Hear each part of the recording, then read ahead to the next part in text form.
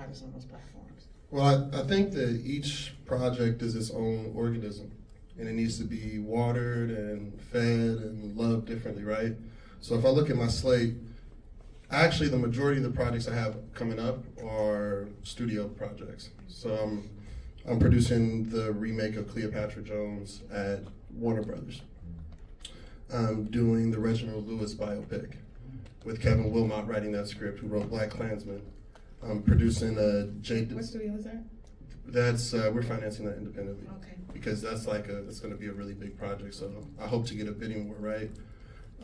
I've got the Jay Dilla biopic set up at Amazon.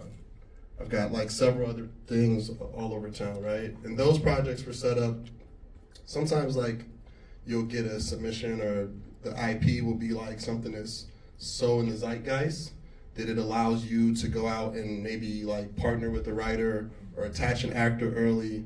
And by and large, most of these studio executives are going to be familiar with the story, and they're going to want to raise their hand, right? So in that instance, my preference is usually to go like that route. If a story comes to me and it's more like intimate in its origin, right, or more personal from the filmmaker or writer's perspective, then I'm going to approach that a little bit differently.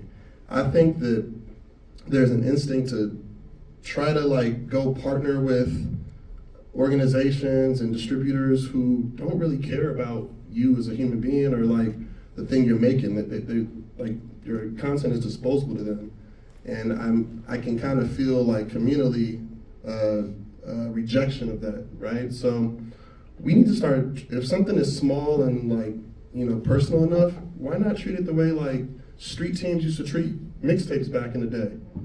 Like you can, rather than wait 2 years to go set your stuff up on Netflix, put it on YouTube, go print out some cards, post them on fucking, excuse my language, post them on, Can we curse, Mabasa? but I don't need to curse, so that slipped out.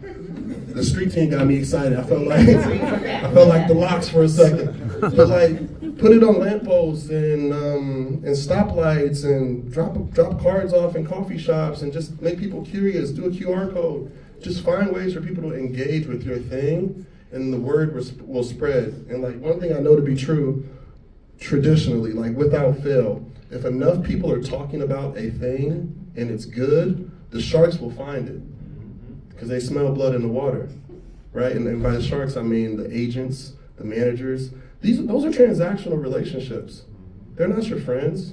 In the best case scenario, they'll be your friends, but they're there to commission what you're bringing to the table. And as long as that money train is on the tracks, everyone's happy.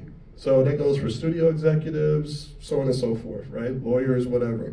But just make good things, and don't be too precious about showing them to people. It's like, the music industry, what's happening in the film industry was kind of like foreshadowed by what's happening in the music industry in many ways, like on a business level, right? But people, if you and I made a song today, chances are we could share it with everybody in this room by 5 p.m. tomorrow if we mix it and master it and whatever. So to bring it full circle, each project is different. But I don't consider myself like an indie producer. I just consider myself a champion of like artistic integrity and vision. So it's mindset, right? You don't have to think, to your point, of yourselves as indie producers, just producers. Right. Okay. I know you want to say something. Yeah, I wanted to add. Okay. I wanted to add what he was saying in reference to the marketing scenario as far as the film is concerned. So, say you have a project and you can't get to name actors or what have you. There's a whole lot of influencers out here that are super popular, right? And to his word, you can put a project together and you don't have to necessarily worry about focusing on getting distribution. You can distribute it yourself, right? So even today, like with, for example, AMC, you can submit your own project and have it distributed independently. For example, there's a buddy of mine was one of the EPs for Hip Hop Love Story, and that's exactly what they did. They put it out themselves. But coming back to influencers, say you're going to shoot your film, you put, I'm just, just saying Jack Frost in it, he's like super popular in Philadelphia, right? So you put him in your film, and then you take it to Philly. AMC theater or whatever theater, and because he's super popular, you know, you're gonna have a line outside, you know, coming to your film. So there's many different ways of skinning the cat, or if you're vegan, skinning the carrot. Can I add something to that? Yes, please. He said something that was so funny. Me and my team, we was just talking about it. A lot of producers these days and a lot of film creators, they think they're too good to hand out the flyers. They're too good to do the work. They have to have this persona or this image, or on the producer, whatever. They're too scared to walk up to somebody, oh, this is my movie, come check me out. You know, I think that society has done that. For us, with distributing, what we look for, and to go off of what y'all was saying, we look at the data. Sometimes we don't even look at the film, the script. We don't look at the sizzle reel. We just look at the data. The genre, what type of film it is, how many followers, how many the influence of the cast, who's attached to it. Can we leverage that? And then we put it into some system to see how much money we can make off of it based off of that data. So if a film creator puts together a package that has data attached to it and have numbers attached to it, meaning my film, I got some influencers, we have a 5 million people reach in social media altogether. We're shooting it in Georgia where there's a 35% tax credit. You know, so you're coming with so much information and so much data, we don't even have to think about, are we going to buy it or distribute it? It just fits into the system. What a lot of film creators do is they come with an idea and that's it. And that's it? That's the idea? Okay. Just the idea. Yeah, that he's telling you that's not gonna work. More than the idea. Yes, please, Jack. Hi. I'd love to speak to that because at the production company, I kind of feel like I've learned a lot on the studio side, but I'm working, and I say indie producer because of budgets under a certain amount. And I do that same formula, like when filmmakers or writers send me a project, I'm like, everybody has a screenplay, so what? Like for me, it's, you know, looking at the project and thinking the genre, the marketability, what is the cast, like he was saying, social media influencers or working actors, and what's that market value, you know, out in the marketplace.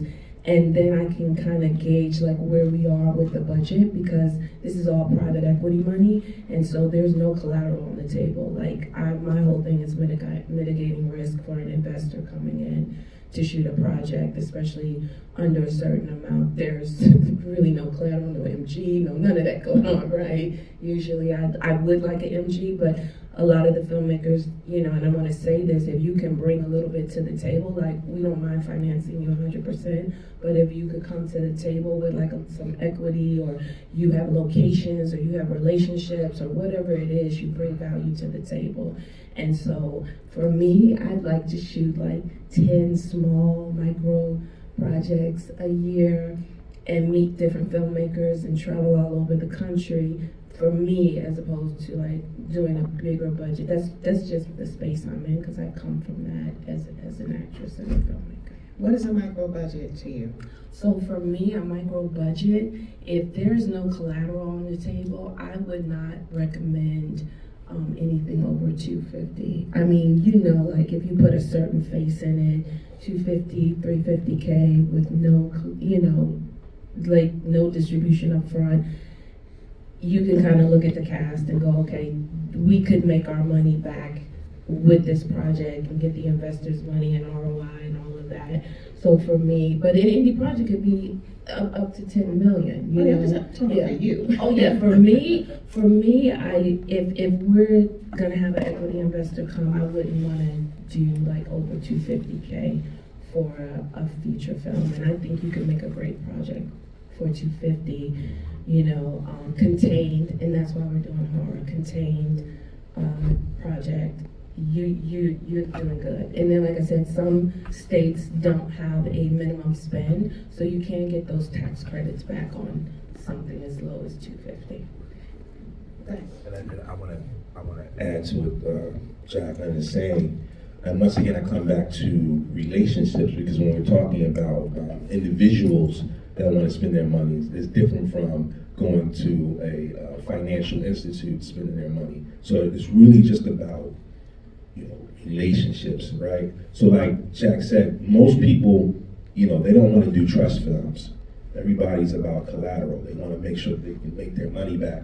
So when you create these relationships, and over time, you'll find people that they'll see your track record or what have you, and they will start to invest in you, right? So like she's talking about a fund that we have now with a host of people who decide to, put their money into these small budget projects, and that came about because of relationships.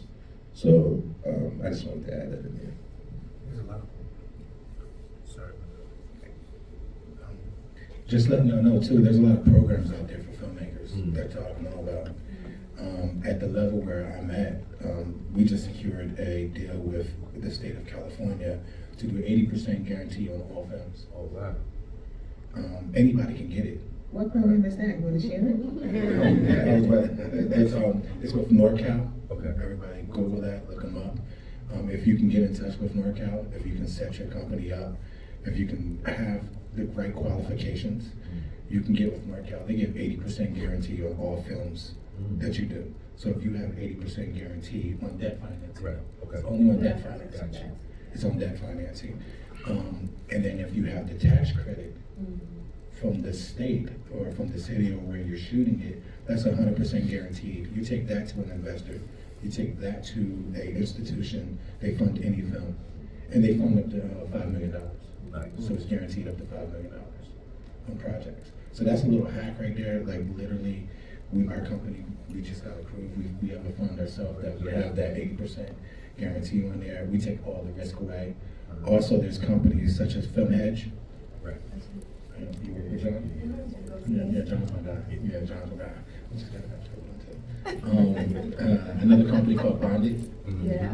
Bonded, Film Hedge. So all those companies like that, those companies, they're actually, the debt financing is kind of the way to go as an independent. And don't let them say that your film budget is too small. There's no too small budget. Do what you can do at your level. Don't let them push you into getting in debt for $2 million, $3 million when you know you can do it for $500,000. Right. Jamani, have you used any of those that he's speaking about? I know you have been a lot in the Hollywood system, but I have not, okay. but I'm going to educate myself for sure. So Okay. what I will say about debt financing, most of these institutions is like different tiers. So most of these institutions, when dealing with debt, they want the film to be bonded, right? So for that, if the film is bonded, it usually has to be like a $3 million film, right? Does everyone know what it means to have a film be bonded? People shaking their heads no. Go ahead. I was saying, with Film Hedge is a company we work with as well, which you mentioned. Their model is 3 to 15 million, and you have to be bonded. So for me, that comfortable space, like I said, is like under 500K on the indie side, but then on the other side, I mean, he just closed funding, quite a bit of funding on the project that's premiering at South by Southwest, and that was with John's company. So it's twofold.